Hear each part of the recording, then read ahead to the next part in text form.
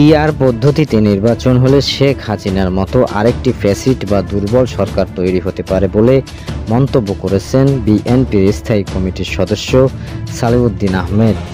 এটা হলে দেশের স্থায়ীভাবে অস্থিতিশীল পরিস্থিতি তৈরি হবে বলে মনে করেন তিনি। দুপুরে সুপ্রিম কোর্টের এক আলোচনা সভায় তিনি এই মন্তব্য করেন। সালেউদ্দিন আহমেদ বলেন, পিআর চাওয়ার একটি উদ্দেশ্য হলো বেশি সিট পাওয়া, আরেকটি হচ্ছে দেশকে অনৈক্য ও অস্থিতিশীল পরিস্থিতি তৈরি করা, যাতে মেজরিটি পার্টির ক্ষমতা না আসতে পারে। যারা কম জনপ্রিয়তা তাদের পিআর লাভজনক মন্তব্য করে বিএনপি এই নেতা আরও বলেন, কোনো পদ্ধতি ভোট হবে তা সংবিধানে স্পষ্টভাবে বলা আছে। সংবিধানে প্রত্যক্ষ ভোটের মাধ্যমে জনপ্রতিনিধি নির্বাচনের কথা বলা হয়েছে।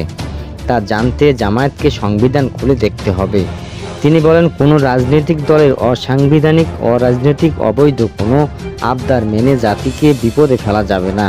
এই সরকার সাংবিধানিক সরকার, তাই সাংবিধানিক ধারাবাহিকতায় রক্ষা করে আইনানুগ ব্যবস্থার সরকারকে চলতে হবে।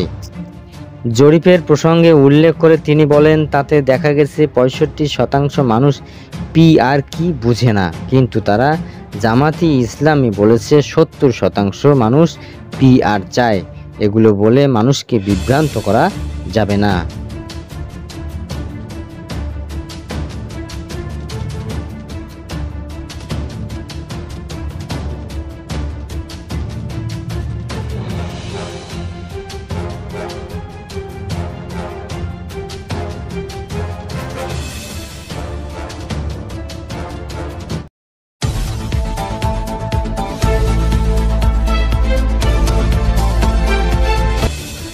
দেশের রাজনৈতিক দলগুলো শীঘ্রই সাংবিধানিক ও রাজনৈতিক সংস্কার মূল বিষয়সমূহ নিয়ে একটি জুলাই সনদ সই করবে বলে আশাবাদ ব্যক্ত করেছেন অন্তর্বর্তী সরকারের প্রধান উপদেষ্টা ডক্টর মোহাম্মদ ইউনূস। তিনি বলেছেন, বাংলাদেশে আরেকজন স্বৈরশাসকের উত্থান রোধ করাই সংস্কারের লক্ষ্য। জাতিসংঘ সদর দপ্তরে জাতিসংঘ সাধারণ পরিষদের অধিবেশনের ফাঁকে পাকিস্তানের প্রধানমন্ত্রী শেহবাজ শরীফের সঙ্গে বৈঠককালে তিনি একথা বলেন। বৈঠকে দুই নেতা বাংলাদেশের আসন্ন জাতীয় নির্বাচন, অন্তর্বর্তী সরকারের সংস্কার উদ্যোগ, পাকিস্তানের ভয়াবহ বন্যা পরিস্থিতি, দ্বিপাক্ষিক বাণিজ্য, বিনিয়োগ ও আঞ্চলিক সহযোগিতা জোরদারে নানা দিক নিয়ে আলোচনা করেন। ডক্টর ইউনূস পাকিস্তানের সাম্প্রতিক বন্যার 1000-এরও বেশি মানুষের মৃত্যুতে গভীর শোক ও সমবেদনা জানান। জবাবে শেহবাজ শরীফ বলেন, জলবায়ু পরিবর্তনের প্রভাবে এই ধরনের দুর্যোগ এখন আরও ঘন ঘন ভয়াবহ আকারে দেখা দিচ্ছে। প্রধান উপদেষ্টা জানান, আগামী ফেব্রুয়ারিতে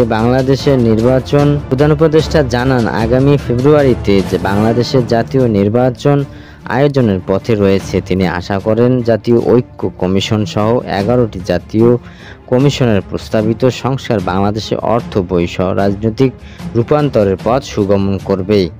ডক্টর মোহাম্মদ ইউনূস বলেছেন, বাংলাদেশে আরেকজন স্বৈরশাসকের উত্থান রোধ করাই সংস্কারের লক্ষ্য। স্যার কার্যরত নিষ্ক্রিয় হয়ে পড়ার আঞ্চলিক সহযোগিতা জোরদারের বিকল্প পথ নিয়েও বৈঠকে মতবিনিময় হয়। বৈঠকের এক পর্যায়ে শেহবাজ শরীফ অন্তর্বর্তী সরকারের মেয়াদ শেষ হওয়ার আগেই ডক্টর ইউনূসকে পাকিস্তান সফরের আমন্ত্রণ জানান। বৈঠকে আরও উপস্থিত ছিলেন জাতীয় নিরাপত্তা উপদেষ্টা ডক্টর খলিলুর রহমান, প্রধান উপদেষ্টার মুখ্য সচিব সিরাজ উদ্দিন মিয়া এবং এডিজি বিষয়ক মুখ্য সমন্বয়ক লামিয়া মোর্শেদ।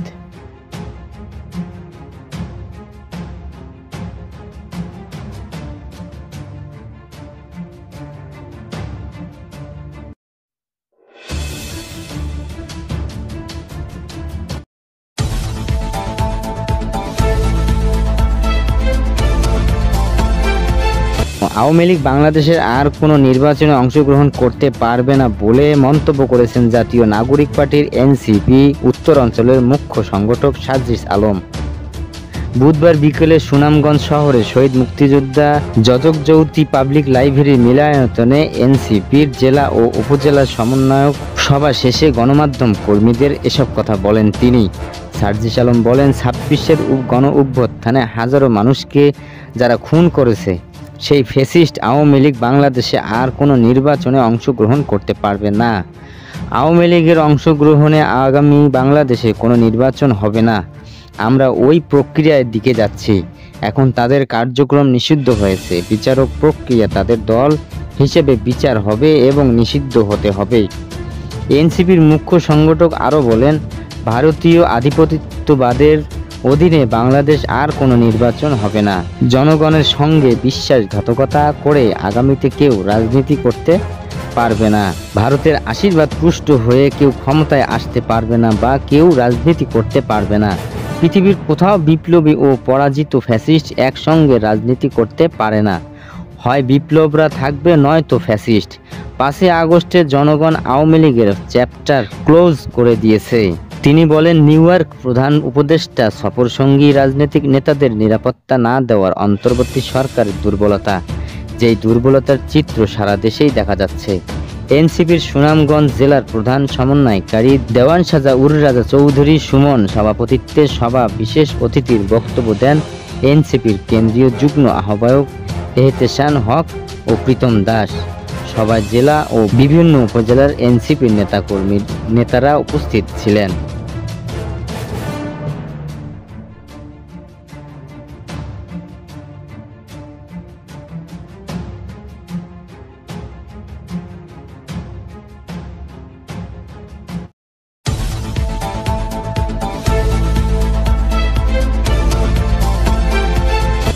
রাজধানীর বিভিন্ন এলাকায় ঝটিকা মিছিল করছে কার্যক্রম নিষিদ্ধ আওয়ামী লীগ এর অঙ্গ সংগঠন নেতাকর্মীরা। এসব মিছিল থেকে 244 জনকে গ্রেপ্তার করেছে পুলিশ। আজ বুধবার বিকেলে ঢাকা মহানগর পুলিশের ডিএমপি কার্যালয়ে আয়োজিত এক সংবাদ সম্মেলনে এই তথ্য জানিয়েছেন অতিরিক্ত commissioner crime and operation Mohammad Nazrul Islam. তিনি বলেন, আজ রাজধানীর বিভিন্ন এলাকায় কার্যক্রম নিষিদ্ধ আওয়ামী লীগের এই জন্য অঙ্গ সংগঠন ঝটিকা মিছিলের চেষ্টা চালায়। এসব মিছিল থেকে এখন পর্যন্ত 244 জনকে গ্রেপ্তার করেছে পুলিশ। এতে গোয়েন্দা পুলিশ ও স্থায়ী জনতা সহায়তা করেছে। আটক নেতাকর্মীদের কাছ থেকে 14টি ককটেল এবং 60টি ব্যানার উদ্ধার করেছে পুলিশ। নজরুল ইসলাম বলেন, এর আগেও এমন ঝটিকা মিছিল থেকে আওয়ামী লীগের 5 শতাধিক নেতাকর্মীকে গ্রেপ্তার করা হয়েছে। তাদের আইনের আওতায় আনা হয়েছে বলে জানান তিনি।